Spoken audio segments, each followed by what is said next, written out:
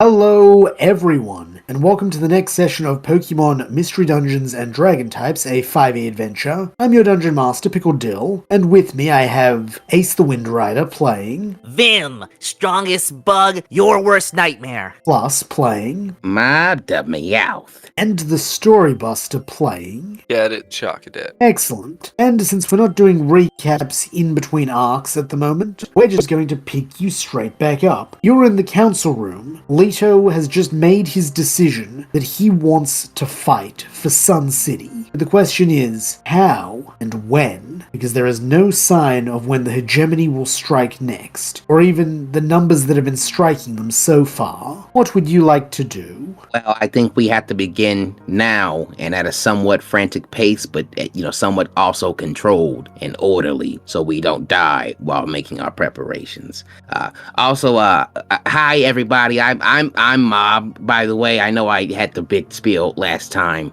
and you guys know me through like scripture or whatever the fuck. But I didn't catch anybody else's names other than Cyrus. Simon. I'm sorry, buddy. My bad. Simon. Good to meet you, Simon. That's right, Simon. Yeah, that is Simon the Psyduck.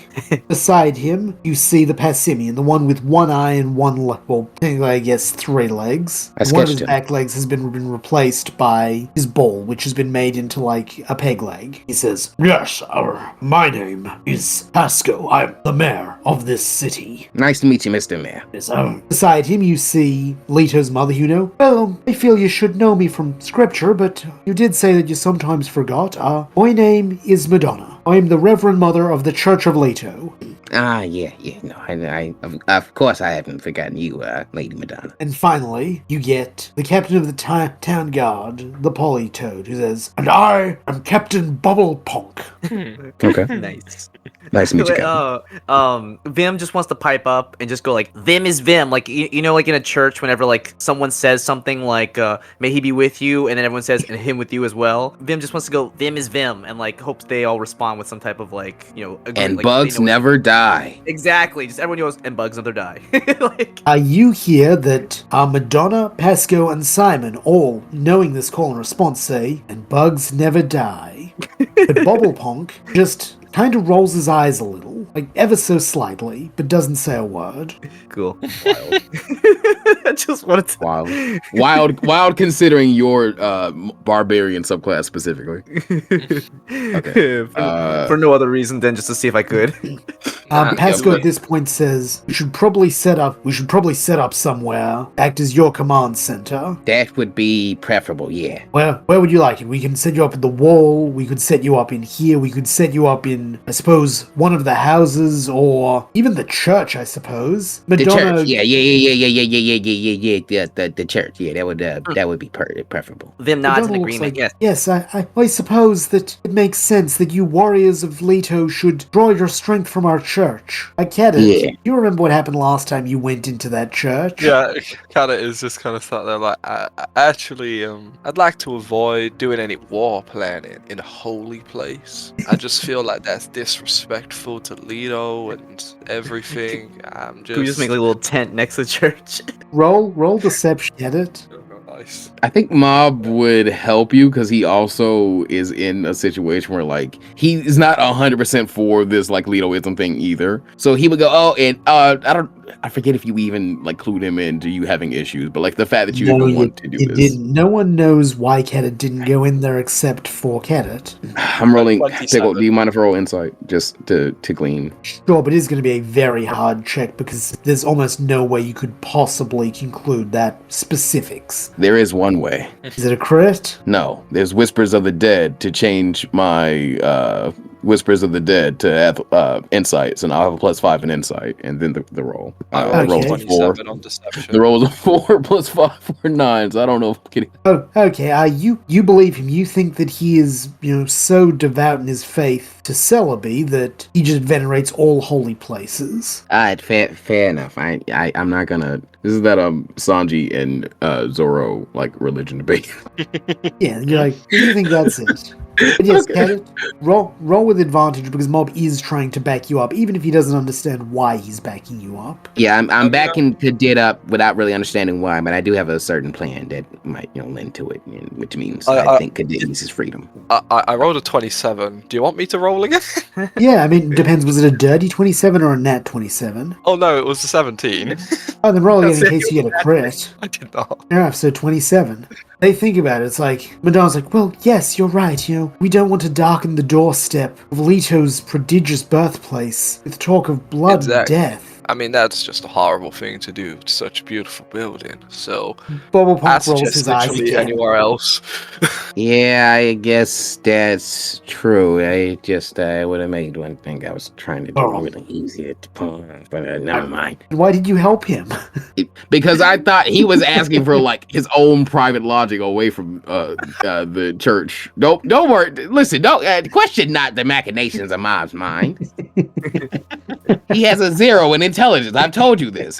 He has 11 points in there. There's no modifier. All right. Then we'll play in the streets if he must. Fair enough. Bubble Punk says, I think it would be best if we set up at the wall. If we're going to be fighting there at first, it makes sense that be the command center of the initial attack. I mean, Yeah, that's also sure, pretty I stupid. guess. That's the first place you're gonna lose. That means we lose our basic coordination. Bug no build hives near walls. Okay, here then. Here. How about here? I don't know where it is. in I the- kinda in The the just- place job. we're in currently, they offered that too. Yeah. Oh yeah. They all look Where's and they're where's like- here exactly? You are in the council chambers, the mayor's office. Okay. You are basically, yes, for those of you who have seen the map of Sun City, which I'll probably put on screen now just so people can see, you are in the southwest quadrant, not terribly far from the docks. Oh yeah, that's a good place. You're like, they're all looking like, well, we suppose it makes sense. Yes, we should probably set up here. Yes, I think that's a good idea. Yes, I think that's very wise. This will more than likely be the last place they hit, because they'll want to burn it down to establish their own building. They don't want to get to the church. Oh no, that's the first place they're going to burn down. Filthy heathens. All right. Them think is good plan. Okay. Yeah. Yes, of course. I back the judgment of the blessed apostle. Everyone roll insight. 21. 13. 13. Cool. Mob the best I and could- Vim, you kind of sorry, get the 14. idea that Simon has something against Vim. You can't quite tell what it is, but he's not a Vim fan. Cadit, you can tell specifically, he's incredibly jealous. It burns him up inside that he is not an apostle despite having known Leto his whole life. Who the fuck doesn't like film? You got a Judas. Bro's gonna throw us in the fire. Who the fuck doesn't like them? Just What the fuck is not to like about them other than him being like inane and like hard to understand a lot of the time and like extremely hyperactive and a bit of a knucklehead? But who the fuck doesn't? Oh, never mind. Oh, These Elsewhere. are quirks. Vim's quirks. Is elsewhere that Sarena sneezes. Who the fuck doesn't like them? That's of any relevance to get a name in the series. You know what I'm saying? Well, now Simon. Bitch. He's gonna turn around at some point. Yeah, you're and right. Simon's Yeah, gonna have you're a right. bug squad. gonna Anyway, have one of I beg your pardon, Cadet? yeah, I Gonna turn around. I was gonna say we're gonna turn around at some point, and Vim's gonna be underneath a big bug squatter by Simon. Rude. Wah. I thought I saw a bug. Okay, Simon's gonna Peking duck. Okay. Listen, No, we talked last time about Zapdos, right? Cadet, yeah, if yes, you don't want to, I believe we should send someone to be an envoy to Zapdos. I think even a lesser god will bow before Leto's greatness. I mean, he is the son of Mew after all. Yeah. Hey, I Cadet. don't. Yeah. Listen, I know how you are, bud. And how you can be. I already told you guys this, I'm pretty sure. But you know what? As far as this is concerned, you ain't gotta really entrench yourself all that deep. So if you want the out of going to, try and, envoy with the god, and maybe using that as an excuse to just dip out, here's your chance. And it looks like very happy all of a sudden. I'm happy to go speak to the guard. If you're gonna insist, I will go. Since you're basically begging me. How do I get there? There's a few ways you could go. You could go by land, but that'll take a while. You could take a boat. That would probably be about a day round trip. Or, I suppose if we were to get Leto to, exert a bit of, I suppose you'd call it toithing, we could get that warp orb from the store. That'd take you there. How you'd get back, that's a bit of a messy one. I'm not. DM, Yes? just quick, out of character. And doesn't the warp orb transport a party in traditional sense, or It can, basically whoever's holding it. okay? So if multiple people were touching it, Yep. I'm just going by the context of the game. Yes, the- if the multiple original. people all had their hands on it, they could all be teleported. Okay, sorry. I mean, the warp orb could just be good for you guys to have in case things hit the fan. Like That is true. We that- We have a Think about warp that. orb, which you would know that a warp orb lets you pick your destination. A warp seed does not. Yeah. We got Do we we have got to a eat the couple of. seed? You can bite down on it. We got a couple of warp seeds. So I mean, that is kind of a hasty evacuation method we have. Oh, It's a crapshoot where we'll turn out, but it's not fucking here. You understand man. where Lito got his potty mouth from now? Okay, Yeah. I'm okay. I'm not gonna lie though. You mentioning that just changed a lot. Didn't it? Yes, Didn't it? it did. No consequences. No, I'm joking. No, there are consequences. No, I'm joking. No, I'm joking. Yes, yes, I'm sure there will be no consequences. I'm sure I definitely won't send you to the most inconvenient place possible with a warp seed. Yeah, no, we all were just in chattel slavery after. We're like, oh, what the fuck, nigga? What do you mean, what the fuck? You said just no like, consequences in canon. I'm just like I'm thinking. Oh no, we're getting taken captured. Quick, eat your warp seed. Like there's cyanide cap. Oh no, it's worse. Like, congratulations, you appear inside a volcano. Oh What? god! Congratulations, you're no, I'm done. Okay. Yeah, Cadet. Yeah, it's up to you, buddy. Wait, I mean, this is sorry. Just Madonna had more to say. If you want to hear what she's got to say, or you can Sorry. She's like, I could teleport you part of the way, but I don't have the range, or the sustainability of, a warp orb or even a warp seed. Like I could cut a couple weeks off your journey, but you'd still be walking a bit. Also, I'm kinda tapped, so that'd have to be in the morning. It is evening now. I mean, did you say a boat's a day journey? Yeah, boat would be about a day round trip. Yeah, you see. Mm-hmm. Do we have any idea of how long we've got until the hegemony gets here? No, they hit sporadically. Wait a minute. Yes, it Mop? would be. Never mind. It's I think it's too Right. late, gaming. There's one more warp item, but Mop would know about it in canon more than likely in this situation. DM, I'm gonna roll. I'm gonna message you. I have a question I could ask. That's what I should have done. Yeah. In the meantime, Bobblepunk probably says, "How about we get dinner and then we start making our plan? We can eat here and walk here. Does that sound good? A late dinner." I mean, we can't just order some cashew fried combustion or something like that, and get it. I feel like we should be working on this right now, rather than. Yeah, Leisure that was what I meant. We eat here, we work here. Oh yeah, okay, yeah. I say yeah. I'm sorry. I'm stressing the hell out. Yeah. I can. What It's does all right. everybody want? I can run to get it. I'll probably be faster than anybody else. He Bim pats is ready your to head, eat. Mop. Okay, Like, yes. Yeah, He's like, well, just genuinely he's trying to be comforting. He's like, you think he might have some experience with dealing with stressed out youngsters. yeah, okay. Let's so. Vim is ready to eat, but he's also sort of 1,000 yards staring out the window at the city. Surprisingly in thought for them, but also is ready to eat. You kind of hear a I mean, if I'm going to talk to Zapdos, it might be worth me setting off without a meal. If I'm taking the boat, So Someone would have to take you on the boat, and I'm not sure whether it would be all that safe to go out in these waters at night. my only concern is if the hegemony strike sooner rather than later, I'm gonna be not even at Zapdos by the time they hit the walls. I get it. As soon as you say the word Zapdos, you all hear a voice in your head.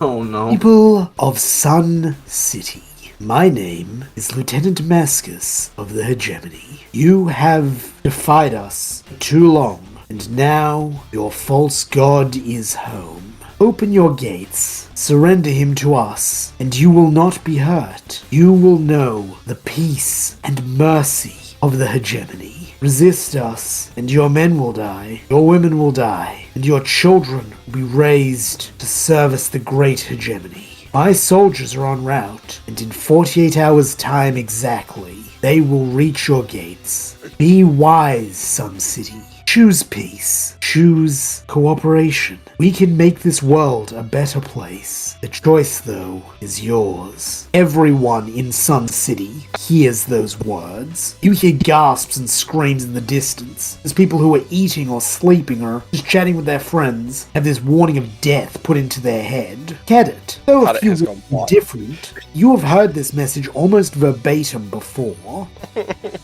You have heard that exact same voice deliver it before, though he didn't have the title Lieutenant back then. Yep, Cadet, you've seen Cadet scared. You are now watching all the colour in him fade, like, the moment that message started. Mob is gonna rest his hand on top of Cadet's head, kind of like the other guy did just a bit ago, kind of mimicking that action, and kind of a soothing tone, be like, it's gonna be okay, little brother, because you're gonna succeed no matter what. So yeah, you're right. You're heading out now, right? This is less like, hey, go be a soldier, and more like, hey man, if you're running, I will be your big brother no matter what, and I'll stay here and I'll give you an excuse to run, but you gotta go now. Vim y'all mimics this as well. Leto also probably copies it. He probably rubs your back because he knows that when they say surrender Leto, they mean surrender Leto's head. And he's not worried for himself right now. He can see how much his friend is distressed by this. You okay, Cadet? Y'all are gonna die if you stay in these walls and fight. Yeah, like I said, we can't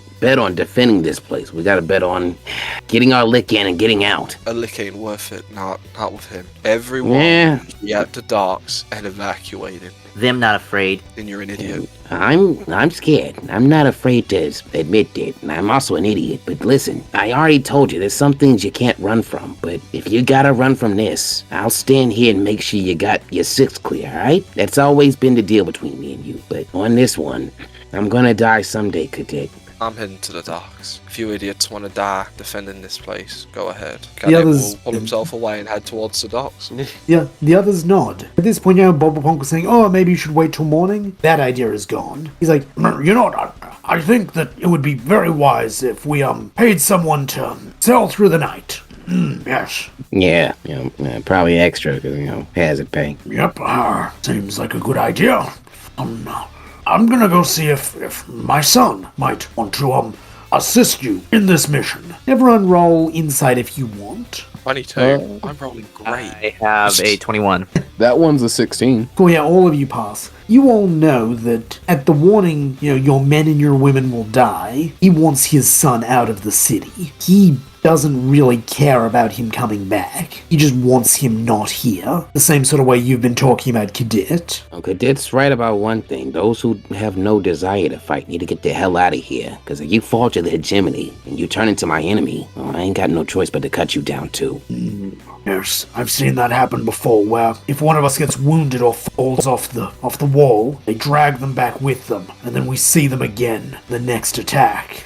Oh, this is awful. Leto, do you want to go with Cadet? It might be wise if you try and entreat with. No, I'm not going anywhere. This is my city, and I'm going to stand with it, and I'm going to fight with it. Cadet, you've probably never seen Cadet be that assertive before. I mean, never seen Leto be that assertive before. He then looks to you, Mob and Vim. Will you fight with me? I'm with you to the end of the line, pal. As long as it's gonna be. Vim looks up slowly with a stern look in his face. Bugs never die. Bugs never die. Alright, everyone. Time to get to planning. Gather everyone you can. We need to start making our move. And with that, I would like to introduce a new concept to all of you. It is called time units. There are, 3 time units of 8 hours per day. You have precisely 6 until the hegemony arrive. You are free to use those time units however you choose. However, failure to sleep or failure to eat will lead to levels of exhaustion. Just a thing that you should know. But if you would like to, run yourself ragged, that is a very valid choice. Time units can be used at your discretion, but once they have been engaged, they will take you a full 8 hours regardless of the task. Any task you do together will receive a bonus, depending on how many allies you have doing that. There will be roles and roleplay that will determine the success of every activity done in a time unit. Does everyone understand? Hi, Bryn Captain. did. Yeah. Super. So,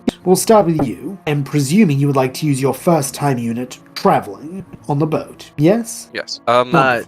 If I'm Sorry, traveling, I did want to have a moment with Cadet, like just RP wise. So before Cadet actually leaves, can I initiate that? Sure, absolutely. You're gonna have to go down to the docks anyway, while you wait to see whether Bobblepunk can convince his son.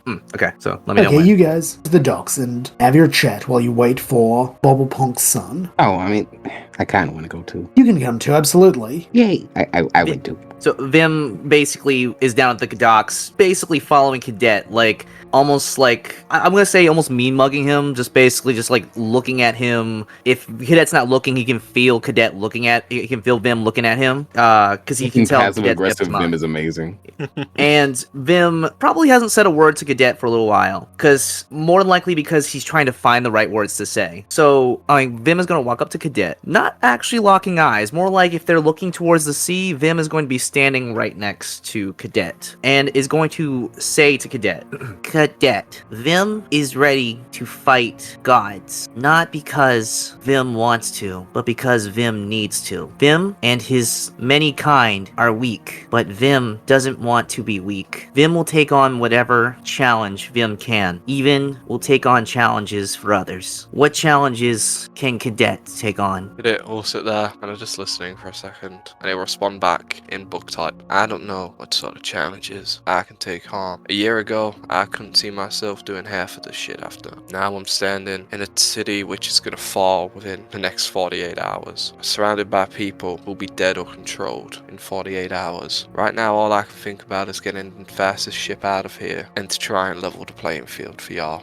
I don't know what I can and can't do, but I know you guys are going to die. Vim just lightly pondering, almost impressed by Cadet's usage of bug type, switching gears just a little bit. Bugs die all the time. I know that we're not very impressive, but I would rather fight knowing that somewhere I at least tried to make a difference. Vim won't go down easy. Any type of fighting will do. You just need to fight in your own way. I support you, but I'll be up here. I'm gonna do a quick intelligence save to see how good my bug type is. I wouldn't call that a save. I'm gonna call that just a straight intelligence roll. I'll allow it. I was trying to think if there was something like Arcana that would fit better. If it's just straight intelligence, then it's a raw 12. Raw 12. But either way, go get you. I'm sorry, finish your thought. Your bug is probably worse than Vim's common, so you could maybe relay a simple idea. Could Mob you is just gonna say, real simply, he's finishing off a little bit of purloin. Bugs never die, brothers never alone. We organization missing no. I'll allow you to say that in bug type. Yeah, I didn't use a lot of words there. I think that's fair. He's definitely learned at least like most of those words. Yay! He's definitely learned at least most. Highs or lows? I'll take a low. I have some slight bad news for you. That is the last of your purloin nip. You'll have to go into this battle completely stone sober. Fucking savoring it, man. This character doesn't glorify drug use. He's going into fucking war. You look what those boys did when they were in the trenches, man. Just fucking, he just takes like one last drag of it, like kind of sighs as he lets it out. Just like no, it's kind of desperate. He's killing the roach, man. It's like, call me Ray, cause I killed the Rays. Or is it Pheromosis? Meanwhile, you hear arguing as Bobblepunk and that Poliwag user at the gate who let you in, Cadet, are arguing. Bobby, you need to go. You're the best seaman here. I'm also a town guard, Dad. I'm gonna fight. No, you can't. No, Germany. Basically just that sort of arguing. You're not getting a ride with Bobby Punk. You're gonna need to find your own way to the Temple of Zapdos. Sorry, pal. Bobblepunk rolled a 2 on his persuasion check. Of course he did. yeah. They're within earshot, aren't they? Yeah, of course. You can hear them arguing. I'll approach. Cadet will stand up as he'll give Vim a look and just respond to some more in bug type. I appreciate your faith and I understand what you're saying, but dying for a bunch of people you don't know ain't no heroic death. You'll just be dead. Or, even worse, you'll be another pawn in their army. I like you, Vim. You're a good bug type, and you're a solid Pokemon. Don't die for a bunch of people you don't know. And he'll shift his eyes to Mob, who is presumably nearby, and give us the similar sort of look where it's don't do it. And then he will approach the Poliwhirl, and he will, you should listen to your dad, kid. This is going to be a bloodbath soon. You're a town guard, sure, but one town guard ain't going to make a difference. What will make a difference is the power of a legendary. I'm going to secure a deal with one. Get me to Zapdos, and I can make sure your city's still standing when you get back. Roll persuasion with advantage, because that was a damn persuasive speech. Yeah. Natural 20. Oh fuck yeah, Bobby Ponk hangs his head in his big pouty Poliwag lips, just pressed into a frown. I'm sorry, Dad. What if you die? Or what if you become one of them and I can't save you? He rests his head against his father, and you see where that gesture came from, as the constable just pats his son's head, and in a very soft voice says, "Does your heart tell you that..." Sorry, Bobblepunk. "Does your heart tell you that we will meet again and stand on those walls again together, son?" "It does." "Then we will meet again." And that is the last that is said, as Bobby Ponk leads you towards his, for want of a better word, boat. Okay. It is effectively a surfboard with sides. Like, not quite a canoe. You get what I mean? Yeah. And it has a hole on the back where his tail slots easily into the water to act as a rudder. The water type in Cadit, the fire type in Cadit is not liking this. Oh yeah, you're gonna be traveling a lot by water for the next You should have got like a blanket of foil. Hey, you have your bug armor. Oh, you do have bug armor. Vim I with assume you're you. still wearing that. Vim is always with you. Just remember that. Yeah, he hasn't peeled it out yet, and at this point he's a bit scared too. Him inside you. Oh god. Cadit will give the rest of Organisation Missing Note a quick glance before he climbs in the boat and tells this kid to get going. As you go, Leto, who is also there, though he knows he can't stay for long, just gives you a look and says, "Hey, Cadet, last time I sent you off with me life in my hands, you didn't let me down. Don't let me down, buddy." And he gives you a smile. Cadit doesn't smile back, he just gives a nod, and he will turn his attention towards the horizon. And with that, Bobby Ponk starts trapping his tail, and you take off with surprising speed. And you have to hold on to those sides, otherwise you're going in the drink. Oh no. We probably should have given him like a warp seed or like tried to get him, but oh well. Cadet made his choice. Yes, hey, Cadet. Blur. Roll an athletics check for me. Oh no. Oh god. That's a 2, so I think that's a 2. Okay, unfortunately, Bobby Ponk is A, not used to traveling with passengers, and B, not used to traveling with passengers who aren't water type. More specifically, are fire type, and so shouldn't get water on them. So at the high speed he is going, you get a fair amount of sea spray on you, and as a result, you lose your grip and tumble into the back, clonking your head on Bobby. Take 4 points of damage. Ah, damn, Cadet had so much fucking aura there when he was leaving. To like the sunset, like the setting in the background there, and the fucking braviary and the other one there flying there. That was a cool shot there in the trip. I hope his eyes. As or lows, Cadet. Lows. Cool. That happened after you were out of sight of your friend. Fuck you. That happened maybe an hour into the trip. That's so funny. Our aura, like the aura he left us, like went down just a tiny bit in our mind. It's like, that was cool, and we all kind of like think, hope he doesn't fall in. Hope he doesn't as we walk move it. away. Hope he doesn't move it. Yeah. Yeah, it That'd seemed be like sad. it was good. As far as you know, he left like a Cool. champ and was really That's so cool. fucking funny. That's Yeah, so but we just fucking like kind of funny. have like a 2-minute conversation. He fell in. Yes. He swim. Okay, you did. Now comes the important roll, the very important roll. Roll nature for me. 8.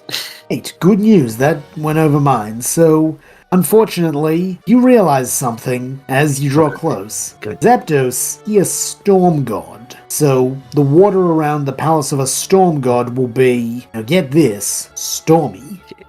Whoa. As a result, Teleported. This is a mind-blowing revelation.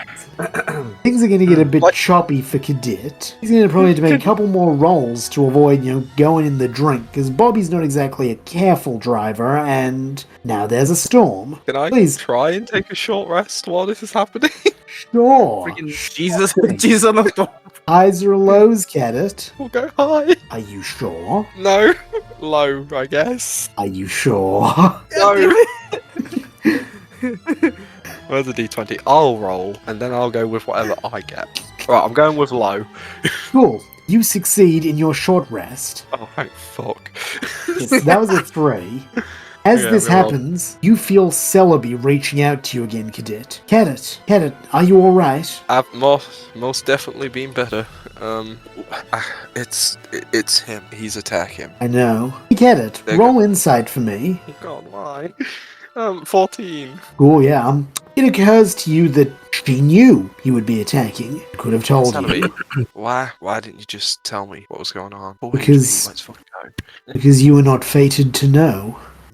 They're all gonna die, aren't they? He takes a deep breath. Everyone is going to die, Cadet. Though, Think of me this scripted shit. though, I will Everyone's, like, tell you fucking- this. Not everyone currently in Sun City will die. Some will live. Some will live as the hegemony. Others will live free. She pauses, and you can almost hear embarrassment in her voice. She says this. I don't know exactly how many because of... I don't want to guilt you, but you. Me? Your choice to interact with Zapdos has added a level of uncertainty. I can't see the future of gods, and you have now entwined that town with a god who isn't me. An idiot god, I should mention. Stupid freaking Oh, god. that would. So you're not like close. You can't just like shoot him a message and be like, "Hey, by the way, one of my followers is coming. He's a really good guy.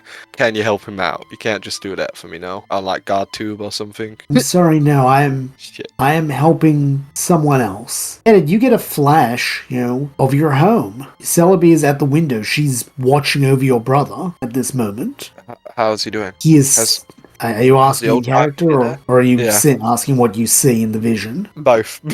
In the vision, you see your mother is tending to him. Your father and older sister are not present. That's not necessarily odd. It's night. They could be eating. They could be sleeping. He is still exactly the same. What are you doing to help him?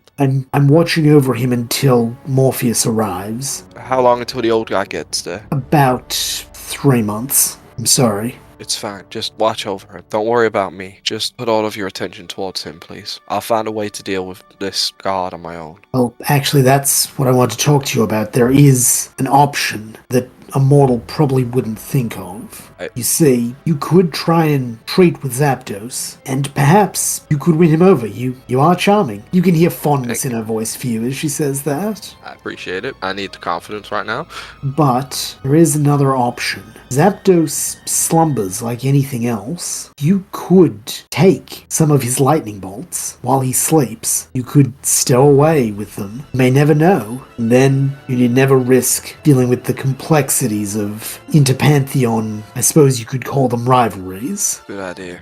Kesho God, Kiro God, and all that. It'll be risky, but I can't even see if you'll succeed because It's a god. God, exactly. So I don't know whether your best option is to treat with him or to try and steal from him, but I wanted to let you know every option you had going in. That's the best I can offer you. I'm sorry I can't offer you more. No, that's more than enough. Thank you for everything. Of course, and Kerit, Yeah, may your river continue far beyond this day. thank you. I hope it does. And with that, you feel her presence leave you as you drift off into your short rest sleep. Spent the first of your time units. Okay. When you awaken, it will be with Zapdos. But now, jumping back, Mob and Vim, how would you like to spend the first of your time units? You can either do it separately or together. Currently, the elders of the town and Leto are gathering everyone in the center of town. We talked before session about something we wanted to do, so Yeah. up to you, Vim. So what we're kind of discussing is that Vim thinks that we should reinforce the wall a good bit. So Vim's going to try and basically rally as many people as he can to reinforce. Would it reinforcing both walls use the same amount of time, or would it be 2 separate time units? That would be 2 separate time units. Okay.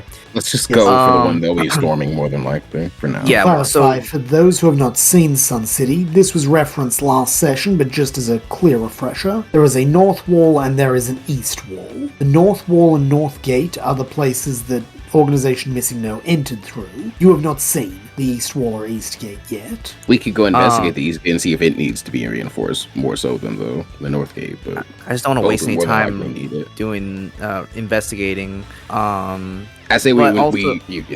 Yeah, you're fine. I also want to like get some level of like traps as well. That's mainly what I'm going to spend. Yeah, I'm going to say we have Spike too, but that's mainly kind of my goal. So Vim is going to, where everyone's gathering, Vim is going to sort of announce his plan of what he needs and encourages Cadet to, sorry, I'm stuck. I got Cadet on the mind. Cadet's always got so much going on. Vim's going to also encourage Mob to give his input too. Yeah, gotcha. Okay, so what are you going to say to the people, Vim? Vim's gonna kind of enter the crowd, obviously as a bug, lower to the ground, but hopefully he can get his attention.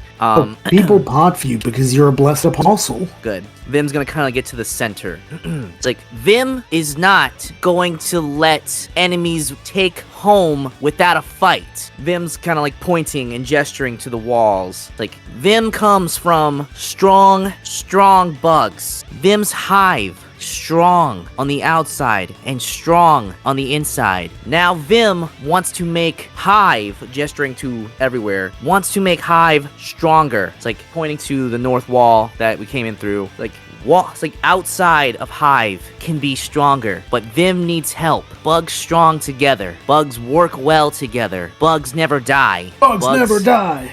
Bugs never fucking die. Yeah. Mob is helping by conveying any of this in normal type thing to anybody who doesn't get it, maybe doesn't follow Leaderism to give a fuck about Vim. That's true. We're standing with you guys because if nobody stands with you at some point, there's not going to be nobody to stand with you at all. So you got to have help. So fuck it, and we all need to come together in whatever resource we can throw at this to get it done. We should. So if anybody has TMs they could spare to fighters or supplies you could give to anybody who might be evacuating, non-perishables, that kind of stuff, clean cloths, fresh water, all that kind of stuff. Now is the time to really be a close-knit community, because if you don't, you guys ain't gonna be here anymore. That's the basis of what the little guy's saying. Yeah, kind of nodding, like half getting what Mob is saying, nodding. Vim is sort of chanting, "Bugs never die," and starts kind of just marching towards the north gate. We're reinforcing these walls. That's going to be what I'm going to use my first time slot, and it's just starting to build up the wall or defenses or make a trench. Basically, he's just going to start digging. Vim's just going to go outside and start digging and building defenses up. Cool, Vim, roll persuasion with advantage because Mob helped you. Yeah, I'm joining. I'm spending one as well for this task. Excellent. Okay, that's going to be a 16. That's my advantage. Cool. Would you maybe like to use that thing you rolled? Remember, it resets every day. It does reset every day. You have 2 days. So, yeah, it's going to be an 18 instead. Okay, and then don't forget to add your persuasion modifier. Okay, plus persuasion, which I don't even... Well, actually, I didn't add persuasion modifier to the last roll. My persuasion... Oh, I don't have anything in persuasion. Okay, so an 18 then. Yeah. Cool. Yeah, you're pretty inspiring. Yeah, most of the town, even people who don't look like they're going to be, say, fighters, like the idea of, building a wall, building an additional wall. You see that the gate itself is your classic wooden palisade, with think a fortress gate made of logs that has a drawbridge / Actually, I'm sorry, one note, because I think it might be smart. Pickle, how would you rule it if I spent a unit leading people to the east gate and I reinforced that one while Vim? We're both doing the same task, but in the 2 separate units. But you just not give us the advantage. You would not get the team up benefits, but I will allow you to both do that and basically run it concurrently. Okay, real quick, Ace, how do you feel about that? Will it change the outcome of what I already rolled? Nope, that I'm going to give you because you're both working on basically that is fortify the gates general. Now the next rolls will be fortify gates north and fortify gates east, if that makes sense. Yeah, I mean, if Mob's got the idea, Mob knows what he's doing, Mob can dig like a bug, Vim is just like yeah, like fist bumping the I say we do that. Yeah, let's do that because that's better than nothing. And that way, if we do have some issue on our east flank, or maybe our right flank, we'll have to worry about it being like completely just a bullshit barricade with nobody there to guard it. If we're fortifying it, or if like we're just generally fortifying it, will we also know of any like general weaknesses from doing this, or will they kind of be like the same level of built up by the end of this? This is how you roll. Okay, so Mob, you are going to the east gate. So first, Vim, you are at the north gate. The north gate is definitely the main gate. It is like I said, those palisade. It is planks with like sharpened tops. You see, it is the gate you entered through. You see that it is like it has a proper like winch open, winch shut from the top gate. People can stride atop it and stare down and like attack from above. You see it, but it is wood. If something were to say set fire to it, it's gone. You know? Vim's not liking this. Okay. Yes, you see that, but you see like it has stairs up and down. You can get to the upper level. You see that as one story. Some options you have could be, you could try and like basically add something to this gate specifically to make it, say, more sturdy and less susceptible to fire, or you could build something beyond it, say a sandbag barricade or something else. Those are the sorts of ways you could fortify, or something else if you can think of another way, like you could, I don't know, dig a moat. How specifically would you like to try and fortify the north gate? Okay, well, from whenever we did the practice session, a lot of surprises can come up, and I worry about fire types, although Vim is resistant to fire types, and also we hope that's some range damage.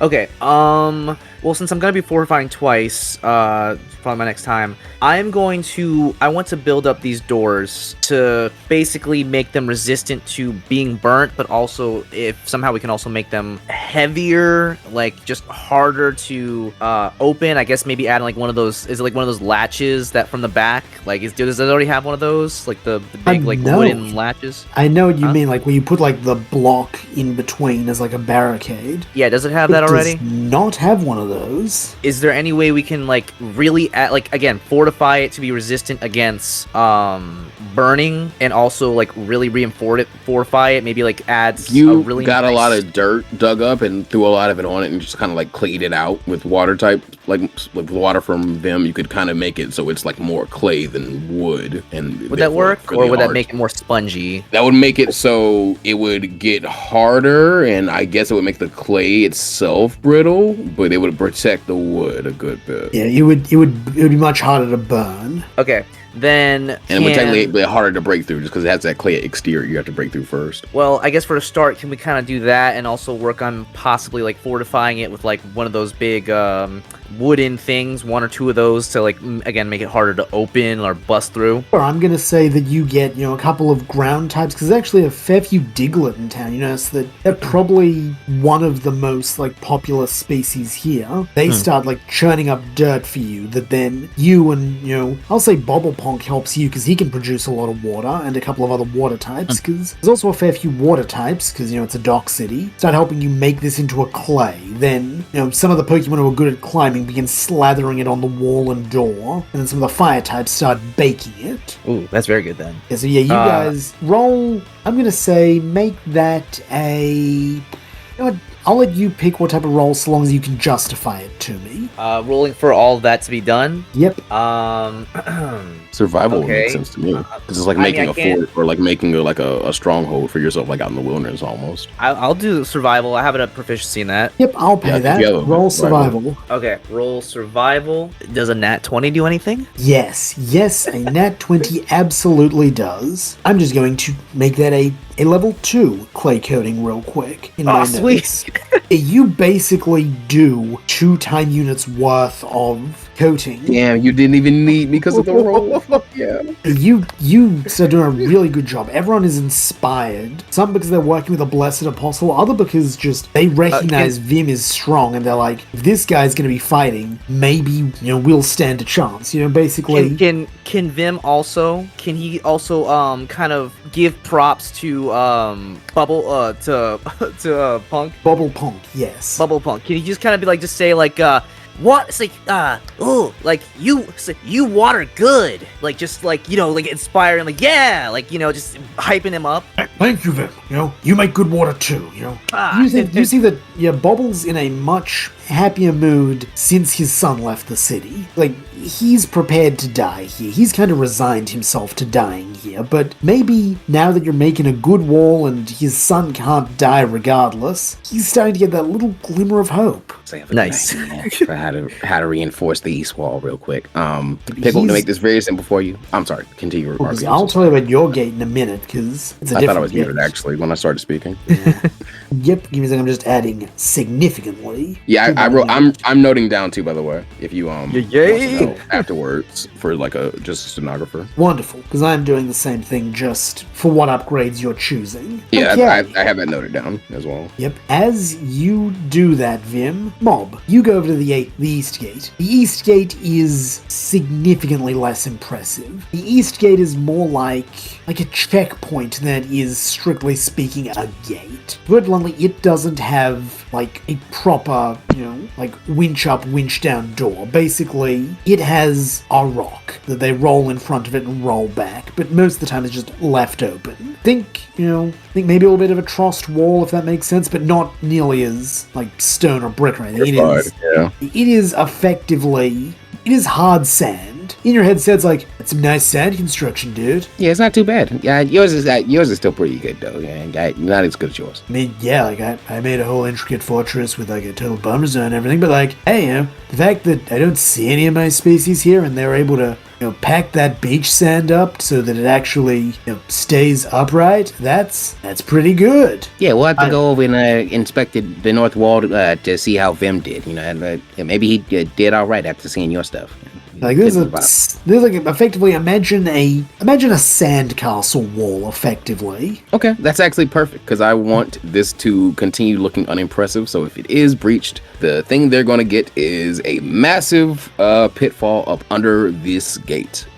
Sure. I want to dig just a massive like divot or line in it, and I'm also going to set the 5 Togedemaru spines I have in it to mimic the trap that Spike left for us, because I feel like Mob should be able to figure that out. Okay, first, Spike didn't roll me leave us, right? intelligence to see whether you can replicate Spike's trap. Just raw intelligence. Just raw intelligence. 19. You know what, Mob, I'm actually 19. Screw it, you don't need it. I was going to offer you Spike. Yeah, that would have meant that easy, but I'll take the... I'm going to say with a 19, yeah, Spike is here and he helps. Yay! Yeah, Spike, he's like, so, like, are we doing the fake trap or are we actually making a hole this time? He says when he sees you start digging. No, I'm making a massive hole. If anybody thinks like, oh, this is going to be easy, easy free eats over here with this little soft ass wall, they're going to breach and, fall directly in this. And it should be loud enough from the cries of pain and, shockingness that we get alerted. So we know to divert forces over here. Well, and to clarify, it is inside, as in you are doing it. Yes, it's within. So if you get in through this spot, which we're not going to be defending, you would fall into this trap no matter what, just because you would have no idea. You think, oh, I breached the wall, let me just walk on in. Like, oh shit, I'm in here now. Wonderful. I just wanted to clarify which side of the wall the trap was on. Yeah, it's supposed to look like, oh yeah, this is easy. Are you putting the Togedemaru spikes at the bottom of the hole or around the hole to make like the fake, trap? Bottom of the hole. Bottom of the hole. Because I want them falling and then hitting them. Excellent. I'll just make sure I have that note. Spike also gives you more of his spikes. Instead of having only 5, you have 18 spikes. I'll spend them all for this. He looks a little tired, having to keep plucking them out. No, He recognizes this is a good cause. So he's good like, job, kiddo. Whatever, old man. You know what? He gives you a look like he's... Yeah. You know who'd never give a fuck about a town like this? You're fucking dead. He just gives you like a yeah sort of grin, like a finger gun, effectively. Like he's saying, you know what, you're kind of all right in my book. Yeah, a very dirty mob will give him a thumbs up back, or a paw back. I guess I got like three digits on this thing. Togetero spikes at the bottom. Yeah, I'm deleting those from my okay. thing because I'm just spending them all here. Yep, now, Mob, roll a. I'm also going to let you try and justify for me. I would say nature or survival, but if you can give me a reason for a better one. Because of how I'm doing this, I would like to do either sleight of hand, deception, or stealth based off like how you would let me. You know what? I would pay sleight of hand because you are basically working with your hand to ready a deception. So that is no shit. After that 19, a crit, 27. Wonderful. Okay. I'm going to give you a couple of choices for how you could basically perfect this trap. Would you like it to become borderline invisible like Spikes was with his Togatata spikes? Would you like to create a second version on the outside?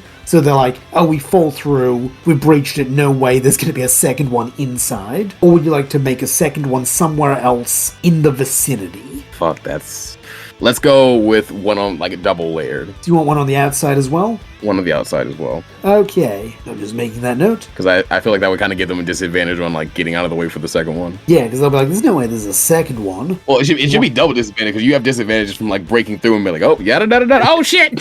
If they make it past the first one, they're like, That's okay, so we fucking made it through the fucking gate. Ah, we fell again. Man, it should be Cool. loud enough. Okay, amazing So roll. you Thank you, guys. Thank you so much, guys. Yes, you've done really well. Okay, so that's one unit from all three of us. You have one unit from all three of you. It is now midnight. We now jump back. Cadet, you have 4 hours before you're about to reach Zapdos, so technically, your time unit will be spent when you arrive at Zapdos, but it will come around 4 a.m. Is there anything you would like to do before you reach Zapdos? Would you like to just try and basically just keep holding on and avoid any more tumbles and ouchies? Yeah, he's just gonna try and avoid any more tumbles, he thinks. Okay, I would like an athletics check with disadvantage unless you can find any other one to justify for me as to holding onto a boat as you now enter the serious storm. I have some. No, okay, yeah. I'm just gonna raw dog it. Yeah. That one actually felt fitting. That one was good. Oh, it's my first one. My first time raw dogging. 7. 7, and that was with disadvantage? I had a really good roll the other one. Yep, sorry, Cadet. You, unfortunately, take 6 more points of damage as big waves splash across the side of the boat, effectively scalding you like acid, as meanwhile rain pounds down on you. It is forceful rain, and unsurprisingly, thunder rumbles above you while lightning strikes the water occasionally. It's so fucking funny. I sent him on this task to get him out of having to be in the bullshit. It's like, oh, fuck. I was wondering if either of you would clue together the dangers of traveling by water towards a storm god. Man, I thought Zapdos might just want to have a nice night. We didn't have to have a roiling storm the whole time going on. But all right, It's soothing for him. It's not Makes sense. Yeah. Maybe he'll respect his chutzpah. Maybe. Yes. Now let us see how Bobby Punk does piloting in a storm. Bobby. Well, hey, here's a question for you, Cadet. Do you have any inspiration? I do. Would you like to spend it? I was kind of hoping to save it with negotiating You with could. the god. You definitely could.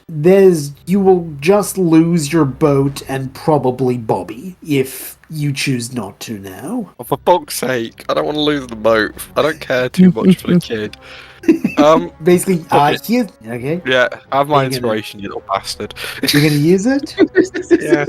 Okay, here's So what angry. happens. Lightning strikes down. It's about to hit the boat. You Christ. see it. And it still does, because the inspiration roll was a 6. I hate this kid. I hope he dies. Here's the thing. It was a crit fail before. Now it's just a God. 6. Can I... I mean, I'm asking to react to lightning. So, shoot me down if you want. Could I try stopping it?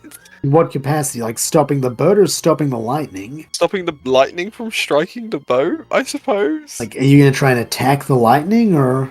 Grass resists electric, don't it? Yeah?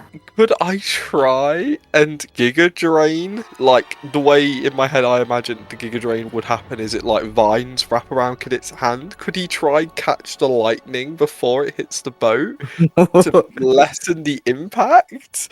I will let you try, but should you...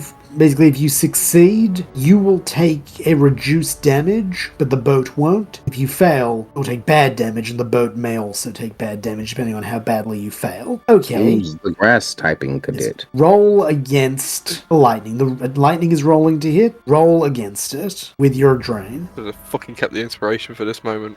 So how much damage am I taking, DM? What'd you roll?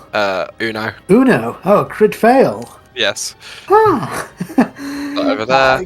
Cadet, you reach up and it you try and hug it. It slips between your fingers and strikes you in the chest. I still think I have fingers from when I was mob. Oh dear. That's not so bad. You know, you take less than half the damage you could have taken as you take 18 points of damage. Oh, that's Ooh. just nearly half of my HP. You are struck by lightning. You know when Aang got hit by Azula's lightning? Yeah. That's you right now, pal. I was trying to be Zuko. I'm Aang. You're probably gonna have a scar like Fair. Aang has over your Yay. heart. Your Okay, heart but- briefly stops from being electrocuted. As you fall into shit. the boat, you hear Celebi, telling you, "It's not your time, Cadet. Wake up, it's not your time. Wake up. Wake up." Lightning next time. Roll a constitution check to see whether you wake up. Come on. 5. 5? Get it?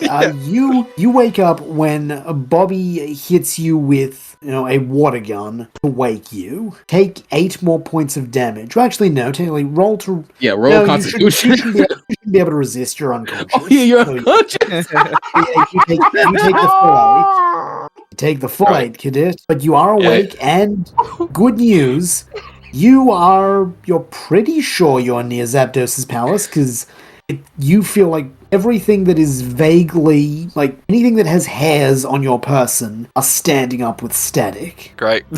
I'm going Yes, to fight so God fucking with funny. 13 HP.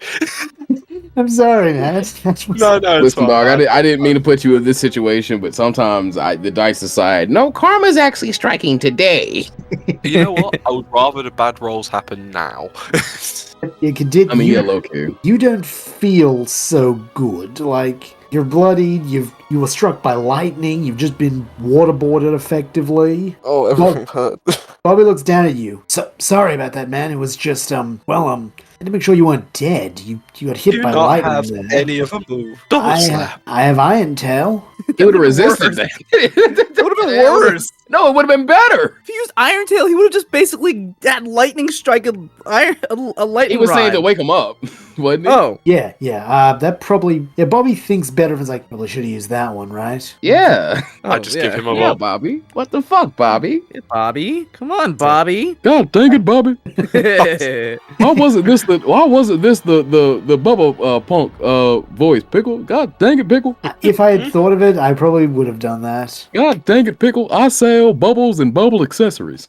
It is Bobble, like a bobblehead, Bo- just like you know. Bobble. Yeah, it is Okay, Bobble fair. Punk. Yeah. Right. Yeah, Bobby is kind of looking at... Well, technically his name is Bobble Punk Jr., to be technical, but, he goes by Bobby. But Dad, Yes. Bobby just looks as like... He's looking at his tail like, probably should have used Iron Tail. You Oops. think? That's my boat. so- You. Just says... Is the boat at least alright? Yeah. The boat's fine. The boat, thanks to you, the boat is a-okay. He shows you. The Thanks, boat's a Bobby. bit battered, but it's fine. It's seaworthy. He's got Yeah, it fully moored worth up it. to like a rock. He has to a rock because the trees are bending. So this is where I'm heading. This is I think there's where we're heading. He points his tail and you see, basically, imagine a cross between a palace and a factory floating in the sky, while like a magnetic bubble surrounds it. ooh, how am I supposed to get Schmancy. up In the bubble? He shrugs. Right, well, you stay here then, kid, because one, you're a water type, and two, I can't promise I won't push you into lightning. He nods. He's like, well, you think he never intended to go in with you. Oh, good. Yeah, he knew he was a water type. He's like, and Zapdos is an Electro. He's like, so good luck, dude. And hey, this is an awkward question, but if you're not back in, how long do I, assume your cart didn't go home? 3 days. Okay. You ought to wait. You had that 3 pot ready. days. That's the exact Kevin, time he needs to wait too. Yeah. Kevin, roll insight. He's not gonna wait. This guy's a dick. Natural 20, 24. Cool. Yeah, Caddis, you know that he will wait exactly 1 day. If you are not back in 24 hours, he's leaving to take part in the battle. What's his boat made out of? What are surfboards made out of? Flammable substances, as far as I'm concerned. They're very Um, flammable surfboards. Isn't it similar stuff to airplane wings? Probably, I don't know. I'm not a surfer. Those are also flammable. Well, Yeah. it's either that or I guess it depends. You could also have like different types of wood, like cola wood or cloa wood or something. Yeah. So they're wooden, but they're like not totally Not easy to flammable. Yeah, Made out of surfboard and they're also like very stuff. rigid and bendy, kind of. I mean, okay, I give. Well, listen, you bring the Fiberglass surfboard, you can't get and home with it. resin. Cool. It's made of foam, fiberglass, and resin. So It's can you traditionally- And it looks at him for a few seconds. If you leave and I convince a fucking god, when I get to that city, the first thing I'm doing is smiting you. You stay for 3 days. Is that understood? roll intimidation? You don't roll 17. advantage because you're threatening to kill him with a god. 23. Yeah, I'm saying. Buddy, you didn't need that crit earlier against this guy. He's been mocking him the whole fucking day. Why is it I always get the dickhead? I've had one NPC. You're gonna stay here for 3 days, Bobby. You understand me? Yeah, Dad. He's like, well, fine, okay, 3 days, I'll wait. Good. But if my dad's dead and you were just dicking around, I'll drown you. You won't get the fucking chance. And it will walk away. But yeah, get it. He says that, but he's also kind of like lightly tearing up, like ow, ow. Yeah, well, limping, holding his arm like Vegeta. So yeah, get it. You do kind of limp. Oh, I As was he's like- imagining it wasn't a very cool turn away. It was like, ow, You ow, know, like, ow. yeah, exactly. Oh You- my You're still gosh. smoking, like, from your chest, which now has, like, a lightning strike wound in it. You've been waterboarded. Ooh. Your face is sodden. Getting rained on, which feels really bad. On the bright side, Cadet's gonna look really cool. You limp for, it takes you about another hour, just in your slow limping pace. Then, finally, you draw near to the palace. As you do, you hear a high, powerful caw, and a shadow, larger than maybe anything you've ever seen, falls over you. Zapdos. You look up, you see what you can only actually no, because of the timing, forgive me, because I forgot which time you arrived. You do not hear a call. You do not see Zapdos, because Zapdos is currently sleeping. It is midnight. Well, technically it's about 4 a.m. now, coming on to 5. Instead, you're able to, if you instead reach the bubble, the magnetic bubble, anything metallic on you is now being drawn, like, hard into that bubble. And its grip on his money has tightened. Oh yeah, your money's trying to escape. No, I will lose my life before I lose this. You get it, highs or lows? You motherfucker. Poor Dream Cadet is just chef kiss. Hi. Fucking wild. Highs? Yes. That looks sick. You hold on to, you hold on to your money. You hold on to all your gear. Thank God. Yep, Fine. you're able to ascend if you would Salary. like. Yes, he is going to ascend. Well, you basically use your money almost like a hot air balloon to, like, rise up into the palace. Are you going to announce yourself, or are you going to try and sneak in and steal the thunder? Oh, I'm announcing myself. I ain't doing that shit, man. I saw how that went in Percy Jackson. You're- Watch that film. Okay, you are going to try and wake a sleeping god. Just kind of wait it You out. motherfucker. What do you mean? What do you mean I'm fucked either way? I have headphones. Headphones came out. What did you? So get it. What you gonna do? When he can see Zapdos, or at least can hear his snoring. Do birds snore? I assume he snores. This one does. It's the rumbling of thunder. Right, let's negotiate with the god. That's a great idea. The Right, true Thunderbringer. Zapdos, I've come to bargain. Yes. Sorry, let me. Right is a damsel in distress. There we go, that's our voice. Yes. The sound of rumbling thunder as Zapdos opens its eyes and ascends into its palace. You have to crane your neck because its wings are the size of 747s. Not the wings of 747s, the plane. Tail to nose. Got two of them Gee. and a body and a beak about as long as its wings. Yes. I'm here to make a request. Oh, I can see that. I will listen to you, cadet of. He cranes his neck slightly, cranes his face, tilting it slightly. Arborville. Everyone do that. So I have a condition. If you lie to me, even once, I will strike you down. Right, I believe that. I'm gonna choose to believe you. Now, and I know when you are lying. Now, I believe that. make your request.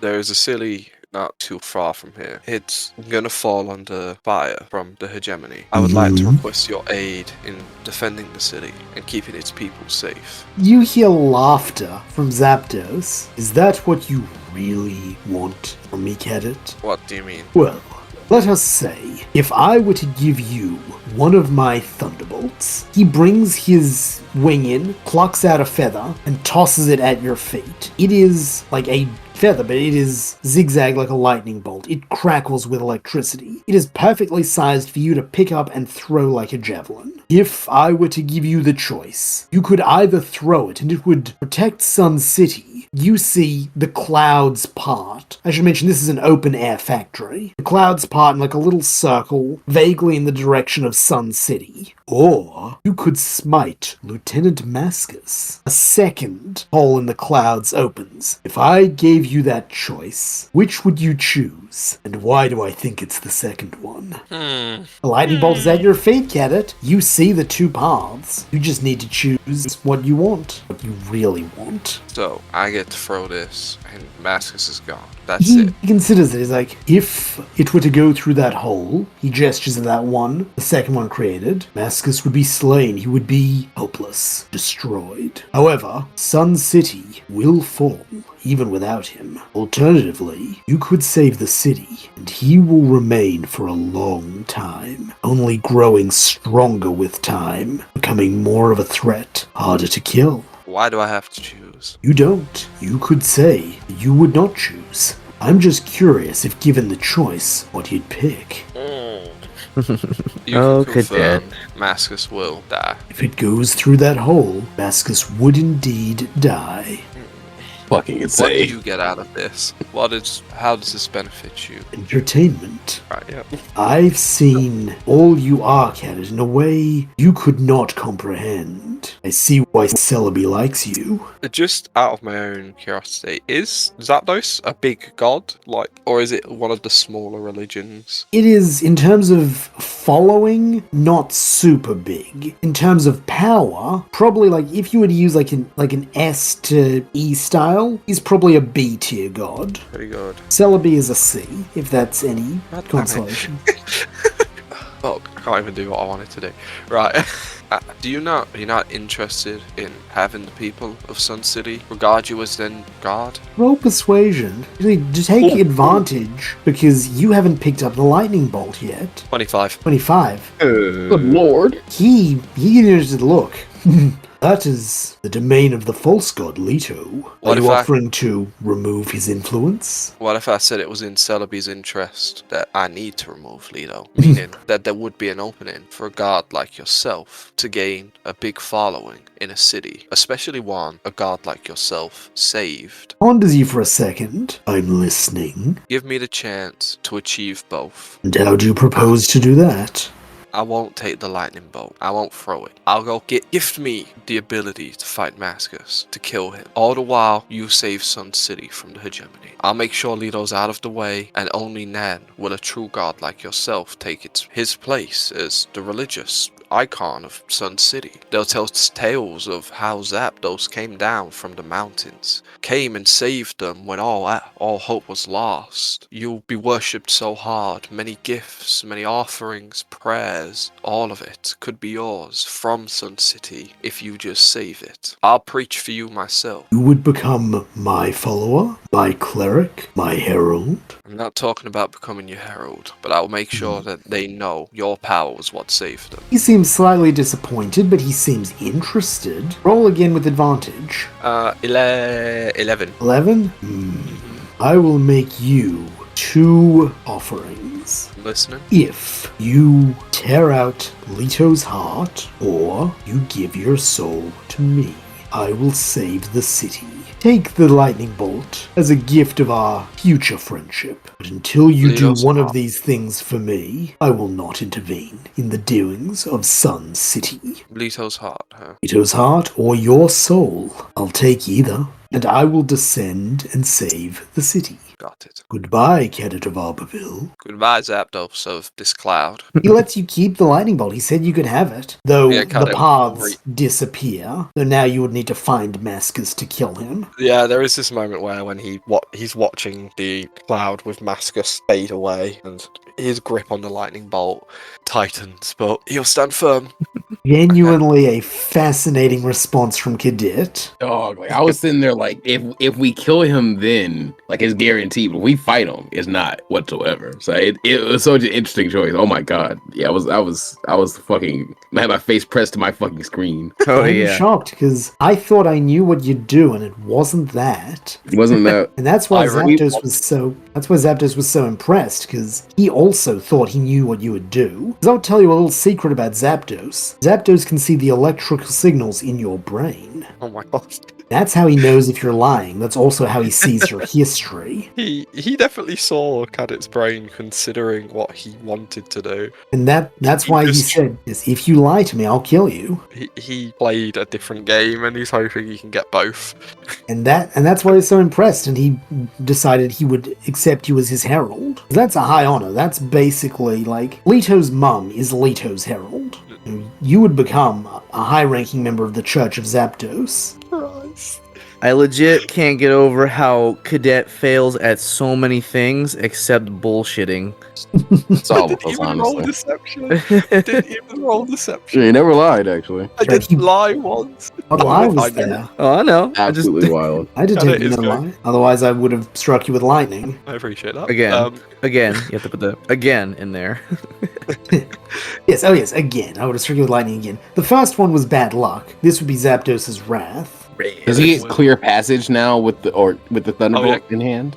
You could ask Like for through the that. storm? Oh. Then I have can you aid my journey home? Or not home, Zapdos, but to Sun Zapdos City. considers it. It would get you Leto's heart faster. And or your soul. Done. You see a cloud path open. So long as you stay outside the shadow of my clouds, nothing will hamper your way back. Thank you, Zapdos. Thank you, Zapdos. Thank you. Hey, good looking out, Zapdos. Mm. My bad. And with that, And it will start his closes descent. his eyes. Great job. Okay. That was fucking amazing. Oh my god. Holy shit. Holy that- shit. A safe place. We cut back now to Vim and Mob for your second time unit, and perhaps the last time unit of this session, I fear. Oh no. I want to get moves for Vim and do a little training if I can. I should mention, it is midnight to 6 a.m. at the moment. Oh yeah, I guess we're using a unit to sleep. You wish Well, to... You don't It's have your to choice. use a Unus. I don't you have to. don't have to. Yeah, So- no, fuck it, I'm training. I'm training. You are going to train. And Vim, what would you like to use with your unit? Or no, Um, I'll go find the moves. I'm finding the moves. Is Now, it the stores are possible? closed. God damn you. Okay, I'll train. It's midnight to 6 a.m. I'm sorry. I trying to get some shit done. Is it possible to get Spike to since we reinforced this wall? Can we work with Spike on maybe getting a couple traps or something there? Vim is very much work must be done. Vim must work. And is Spike up to staying up late, ruining his sleep schedule, and helping build some type of trap? Sure. What type of trap would you like to build at the wall, Vim? Oh, I'm gonna say trap, or I'm gonna say the two things. I floated around putting a turret, like a spike turret, on top of one of the walls. You could do that. That is an option. Or I liked Plus's idea of a water trap, like the water trap with a bedding of electric spikes down there. You could do either. The choice, though, is which do you want to spend your time unit on? Okay, Vim is going to go with the. I'll work with Vim on this so we can get a boon. Okay, sure. Okay, we're gonna go with the electric moat. So we're going to make a moat, and under basically the bed of the moat, before the water's even poured in, we're gonna like put a layer of sand or something to cover the electric spikes. So then if somebody falls into, maybe it's a shallow moat too, but they go into the moat, they kick it up, they kick a spike. So the idea is that if multiple enemies try to storm over the moat before even getting close to us, a row of enemies could just basically be zapped out like that. Yep. How far away from, like, how far in front of the wall do you want to build it? You have up to 100 feet before the top of the hill. I think it should be right. Well, the hill, the hill is that like kind of like, oh, they breached over the hill, so now they're like basically a straight shot to the door. Basically, breaching over the hill will be probably where the battle begins, because you can't see over the lip of the hill. I almost want to put it at the bottom of the hill, so then at least if they, let's just say if it's at the bottom of the hill, even if the first row of enemies trigger it, then every enemy afterwards will then have to wade their way through a moat, and it'll become a hazard and hopefully slow them down. So that'd be about 30 feet in front of the gate. How do you feel? What are your opinions on that, Plus? It would at least impose, I assume, maybe rough terrain, so it would like cut down the speed they could get towards the barricade with. So it's at least it would be worth that, I think. So I think that's smart, smart use of time, because you have a good barricade, and now you would have like the boon of us both working on this for this. So yeah, I agree with that. Because if I use this day to fortify these defenses, I can at least take a day of rest, and then that'll still leave me with 3 more days or 3 more. I also hopefully want to try and get like a tiny bit of my thing in before we end the session off, if possible. Okay, so I'm gonna do that. I'm gonna say 30 feet at the bottom of the hill, spike water pit, electrical spike water pit. Okay, then Vim, I would say make that a nature check with advantage, and you will also get a boon on top of that for mob helping you. Okay, so that's gonna be a. Okay, so do I add my proficiency bonus to this, or just my nature? Are you proficient in nature? I am. Then you should have your proficiency bonus already put into it. Yeah. Okay, so +3. So that's 16. Not counting anything 16 plus the additional boon of mob for a +5, so 21. For the dirty 21, you, Spike, and Mob start building a moat. Fortunately, because you're in a dock city, you basically just go to like about 5, like basically where the point where the wall ends is because it is water. So you just start digging through there until you hit the craggy area that's no good for terrain. Basically trees too packed together to, be of any use. And through that, you create quite an effective moat. Spike then starts laying in his spikes. Mob, you start using dig to basically bury I'll out make the trench. Make the I'll trench. do the trench. And by working together, and Bobble Ponk helps you, the Diglet help you, some of the other water types assist you in building that, and together you build a very successful moat. You believe that the first line to pass through that will be electrocuted. Nice. That's gonna be helpful. Perfection. Okay. I'm assuming you just want to take your boat ride, right? That's it? You just want to go home, right? I assume you're not fleeing. Who, me? Yes, I'm not. Yes, you. fleeing. Yay! You wish to go back to Sun City? Yeah, I've got to deal with a god. Listen, that's character progression, even if it is horrible. I think we're all just like, oh man, we're gonna get fucked up. Holy shit, we got a god. Okay. You could have got under 2 conditions. Okay, Cadet, roll nature for me. This is a pretty easy check. Since it's not been a day, I can't read all my 16. thing yet. Oh yeah, it is super good. You basically just you drill it into Bobby's head. So long as he stays where the sky is blue, no bad shit will happen. He does that, and no bad shit happens. You arrive back in Sun City around sunup. Bob, back to you. It is now your 3rd time unit. It is 6 a.m. You have just finished building your trench. First, take a level of exhaustion. Secondly, what would you like to do? I want to spend this last time before we end off any training I can get in whatsoever, especially with, and also I want to kind of snag one from Ace to use here, since I have given him up 2 to do things he instructed with the walls and reinforcements. So like any new moves we can get, especially for for Vim, and possibly if I can like increase the damage die on one of my attacks to the 5th level scale, I would like to try and attempt like within this last bit before I pass out for the day. Mob, I'm going to be nice. I'm going to give you a chance because technically I would normally make that 2 separate activities. I'll give you a chance. That's why I was saying I want to snag one of Vim's time units because I gave up time units to help with Vim's thing, and kind of the hope is that we will both be trading those off. That's why I was. Does Vim consent to give it? Vim consent. Okay, then Vim, you will spend your time unit looking for moves. Mob, you will spend your time unit training. Fair? DM also calling it. I know. I don't know how to say it out loud, but I do my 14? thing. Super. Yeah. Yes. Excellent. For the record, I guess I should say it out loud. Whenever Vim got that strange bit of psychic power from Psych City, it's basically become, I guess we're gonna call it Future Sight, or Wish, and basically once a day or once a rest, I can basically roll an extra d20, and the results can be added to anyone. Replace any roll. I can replace. Yeah. So if someone rolls a fail, once a day, they can use that. Yeah. Also a success. You could, if you rolled badly. Yeah. If you had a crit fail, you could. Yeah. Yeah. So or like for example. Yeah. So you effectively can alter one roll before the day ends, before midnight. Yes. Vim also take 1 level of exhaustion because you did not sleep either. Let's start with you, Mob. You would like to train, yes? Mm-hmm. Who would you like to have as a training partner? I assume at the moment Spike is my only option. You could ask Bobblepunk to help. You could ask Leto. You could ask Simon. Simon's kind of not doing much. He's just guarding Leto at the moment. Fuck it, me and Leto, because Leto needs to get some DPS. Have your final moments with him. Leto, roll insight, Mob.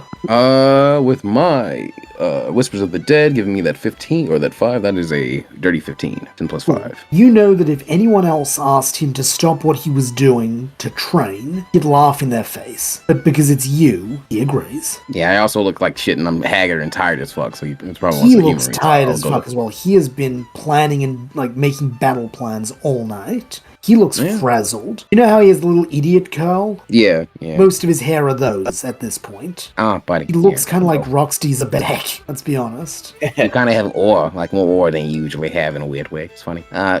He also has heavy bags under his eyes. Listen, after this, I promise I'll get some rest in.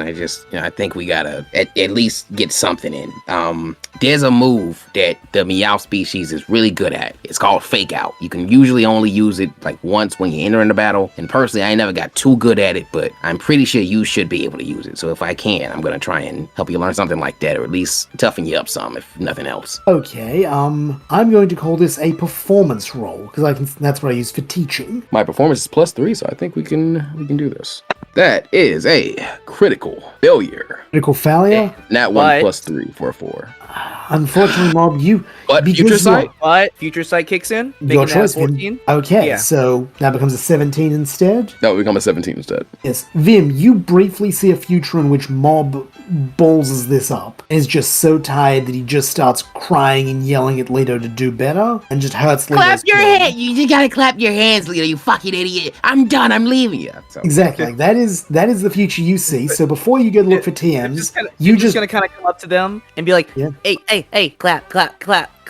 I was just like clapping. Yes, by reminding Mob of that, he instead keeps his cool. Maybe it's just the calming presence of Vim's hopefulness. But Mob, instead of royally fucking up, you do quite a good job teaching Leto. You teach him how to clap, and you effectively, more or less what you teach him is how to backstab someone and where the kidneys are. Yeah. Basically, you teach him how to do a psychic kidney punch. Basically, using the moves you learned on the street about how to mug a guy. Yeah. These are useful. That's right. I've been punching the kidneys. Ooh. You see Leto try, he tries it on you, obviously light, but you see that it does learn Fake Out. He is not super good at it, but you think once per battle, he can effectively get Sneak Attack. Or one. Okay, honestly, yeah, I'll fucking take that. That's so fucking worth it. Holy shit.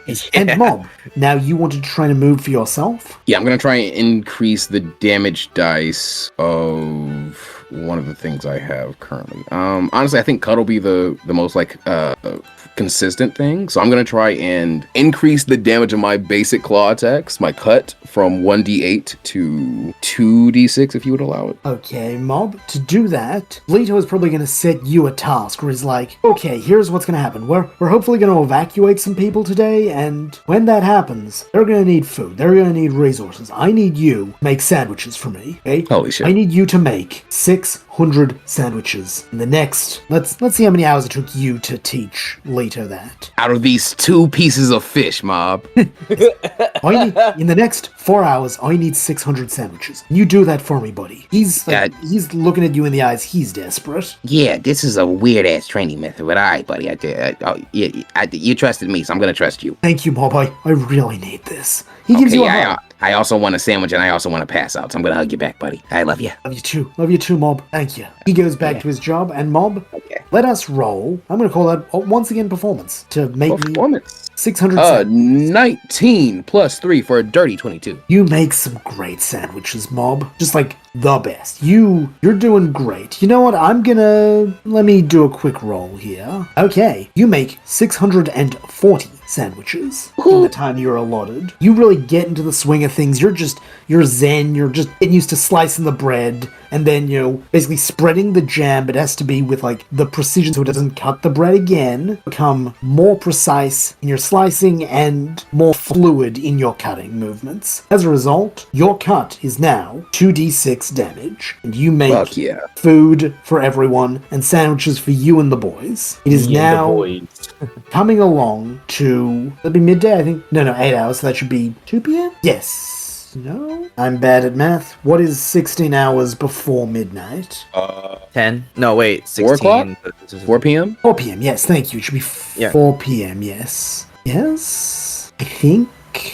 So it was, what was well, it? 12 hours would just be straight up. If it's midnight, it would be 12. It would be 12 o'clock. So 16 hours. Minus 4. So if we're going to afternoon, so 12 o'clock noon, 4 hours. It should have been.